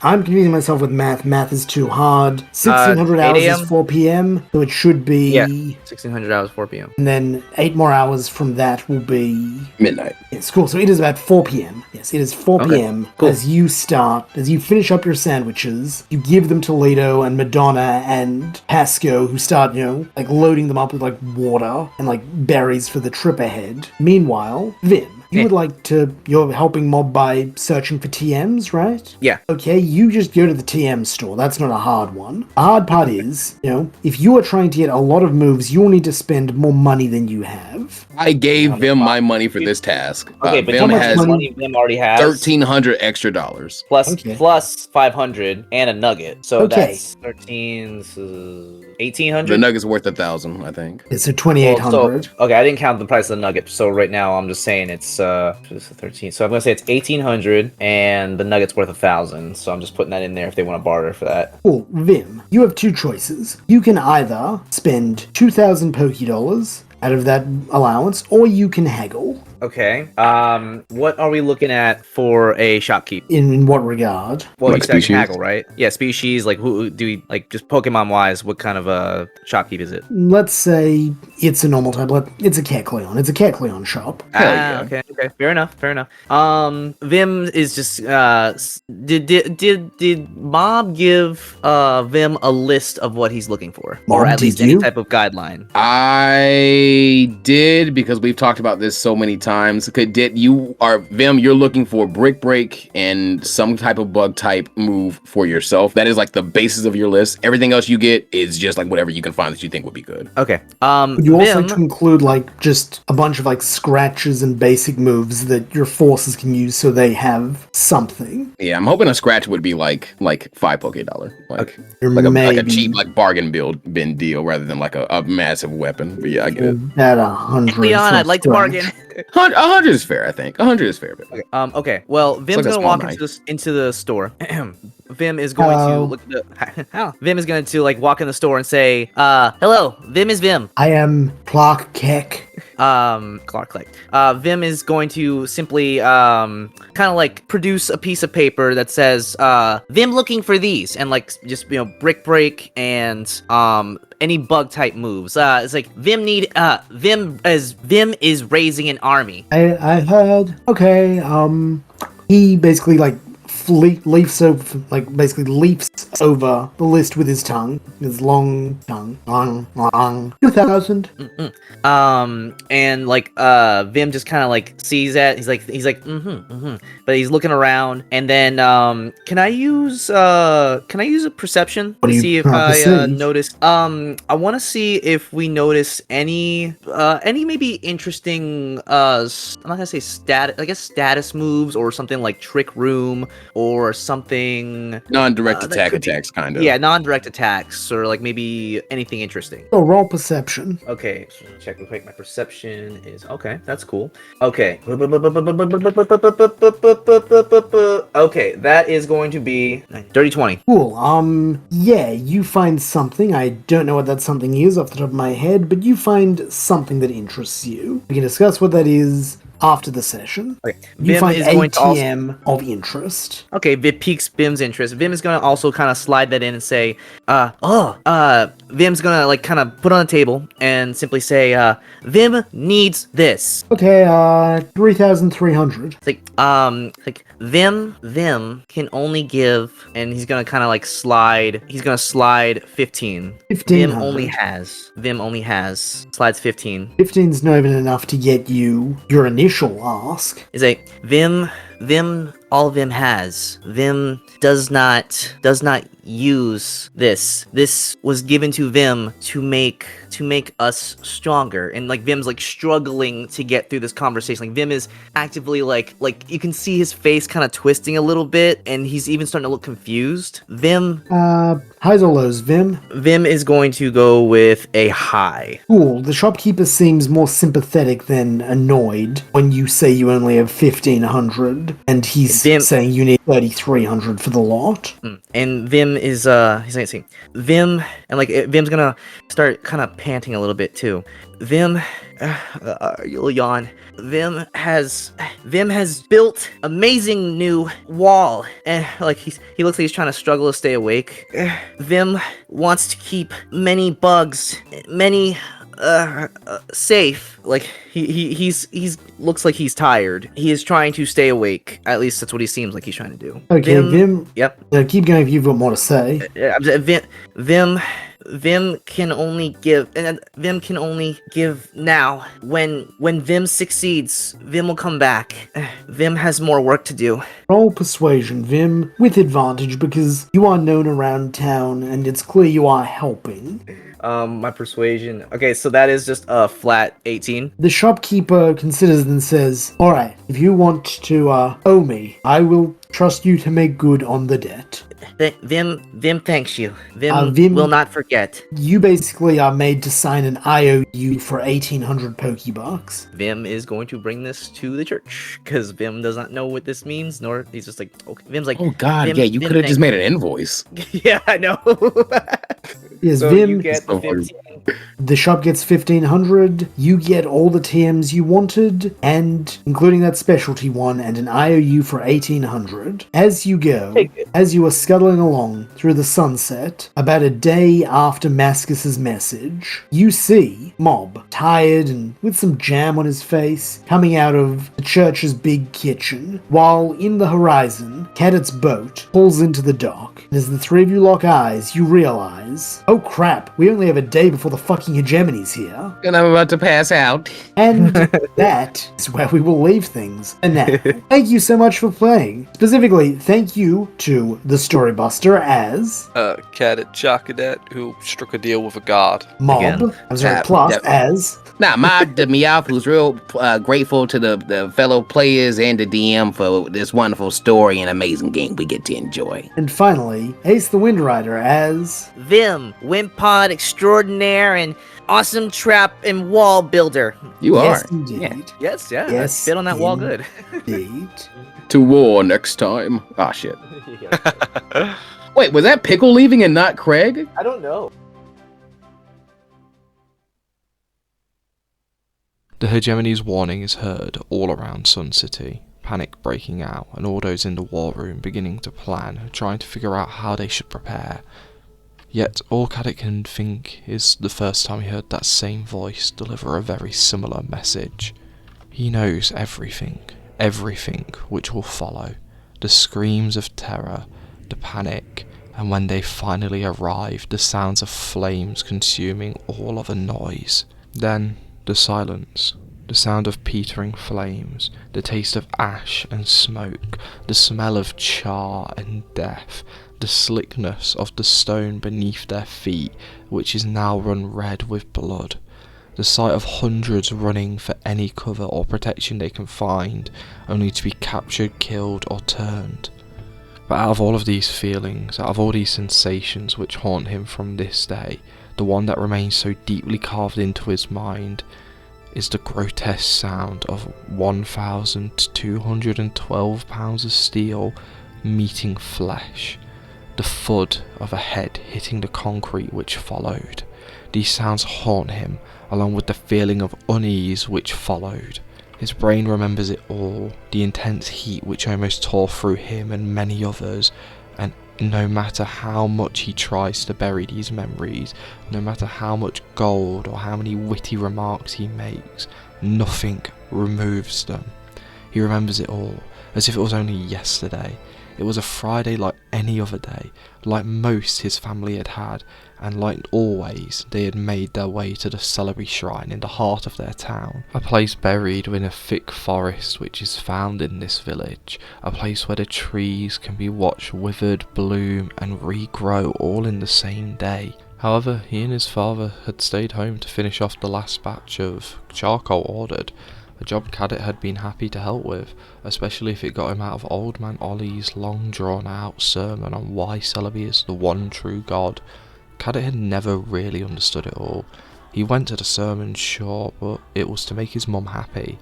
However, after spending the morning teasing his sister for evolving just to impress some boy, Caddick had decided to skip the sermon that day, thinking it would give his sister some time to cool off, especially after she almost cleaved him in two. It was as they finished the last batch of orders, with Caddick and his father fully exhausted, that the message which would change Caddick's life had come through. A warning unlike any other, a warning unlike Sun City's. Armorville had not been granted days, not hours. It wasn't even granted the privilege of minutes. Mere seconds after the warning from Mascus had ended, silence had ripped through the village for but a moment. Then the ground shook. An explosion had rocked Armorville. Screams had erupted. Caddick and his father had raced out of the forge, finding the street in pandemonium.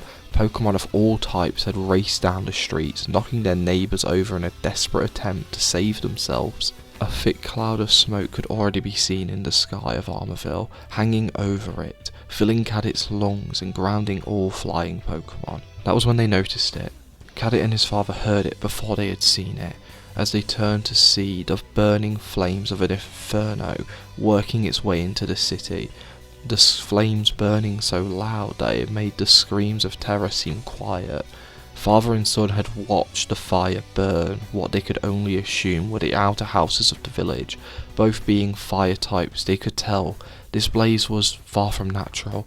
It moved like a creature, not a Pokemon. Some demon was working its way into Armorville.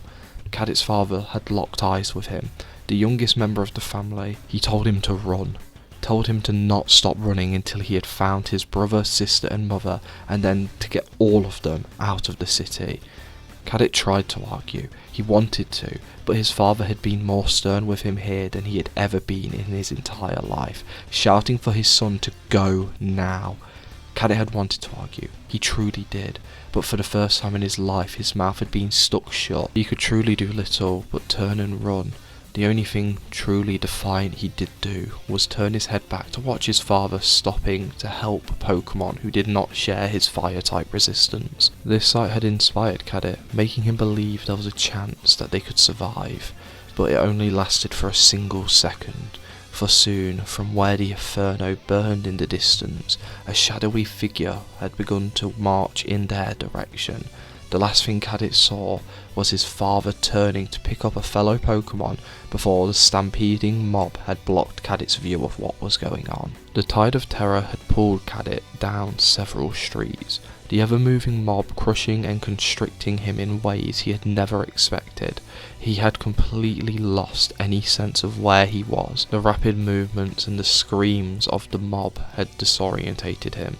Knowing he needed to break free, Kadit wiggled and pushed against the tide, slowly managing to escape out of the back end of the stampede. He remembers feeling exhausted, his lungs reaching for air tainted by ash and soot. But when he had looked around to get his bearings, to try and figure out where he was, he had seen that the fire was growing closer, and it was moving faster, and with it, so had the mysterious attackers. He had watched as they killed, captured, or tortured anyone unlucky enough to have been left behind in the mob. Kadit had no intention of becoming one of them. He had turned to run, praying that his small legs would carry him to the shrine of Celebi. Each step had been taxing, but he had to use his knowledge of his hometown, ducking into alleyways, diving through shops, cutting through buildings, using anything he could to find his way to the shrine. He had finally seen the forest, the river, that had run through the heart of his village, coming into view. The shrine had been just only a couple more moments away. There surely he would have found his brother, there surely he would have found someone strong enough to save them. And just as the bridge used to cross the river had come into sight, the very ground beneath him had begun to shake once more. Focusing his gaze, he had spotted two fighting types slamming their hands into the bridge, trying to destroy it. Behind them stood his brother, clearly delegating orders, while behind him were a crowd of scared and nervous Pokemon. While the river surrounding the shrine had not been deep, it had still been deep enough that Kadit could be swept under by the current. Kadit had screamed out, begging for them to hold off for just a moment longer, to give him a chance to get to safety as well. At first it had been clear they did not hear him. They had slammed their glowing orange fists into the bridge once again. Kadit had screamed and shouted with all he had, but his pleas had been drowned out by the roar of the flame and the screams and cries of death erupting across the city. When the bridge had been only 100 feet away, Kadit had screamed out again, finally being heard by his brother and the fighting types. They had paused for a moment. Then a look of horror had crossed their faces. Isrus had screamed for his brother to run and told him to not look back, ordering him to not stop until he is across this bridge. Kadit had heard his brother's orders. His heart had skipped multiple beats. His body had screamed not to turn around, not wanting to know what had caused his brother to say such a thing. But his mind had gotten the better of him. He had gently turned his head to see the fire, which had once encircled the village, now begins to gather in one spot. One spot, the opposite end of this road Kadit has been running. A huge pillar of fire reaching towards the clouds gathers, and then it had taken the shape of a torpedo and launched straight at him. A sonic boom had erupted from the flames, almost extinguishing them, as it had suddenly raced forward faster than anything Kadit had ever seen or would ever see again. Kadit felt the heat of the fire gaining on him. In mere seconds, this living flame monster had all but caught up. His mind had already known that if this attack struck, it would kill him, and judging by how the fire moved and how condensed the spear tip was, he knew it would erupt and destroy half of the surrounding area. Kadit had felt tears turning to vapour in his eyes as he saw the families gathered across the bridge, among them his friends and his family. All of them would be dead. All of them would be gone. He had closed his eyes, ready to embrace what would be a fiery and painful death. But that's when the clang of metal on metal rings out. His sister, upon evolution, learnt one move: ally switch. Isra and Kadit had swapped places just seconds before the flaming lance had struck. Instead of hitting Kadit in the back, it hits Isra head on. The explosion that followed had shaken the village of Armorville once more. The flames from this spear briefly erupt across the street, the sky, and towards them. Kadit had sat watching, feeling the fear of all around him as the explosion grew closer to him, to all the Pokemon who had taken shelter in the forest surrounding Celebi's shrine. The heat of the fire hit them. but nothing else did. The flames never reached the forest. They never reached the sky. The buildings surrounding got scorched, but not destroyed. Instead of expanding and consuming, the fire waited and then imploded, being pulled back towards the point it had ignited from. As the flames had rolled back towards where they had started, they had slowly gathered around the form of two Pokemon. On one side had stood Isra, a smile on his face, hand extended in the iconic way he always threw his fire punch. On the other stood a monstrously jacked Snorlax that no one had ever seen before. This monster had clearly thrown a heat crash, and the two fire-type moves seemingly collided and caused a stalemate between the two Pokemon. However, Isra had never settled for second place, even if it was a tie.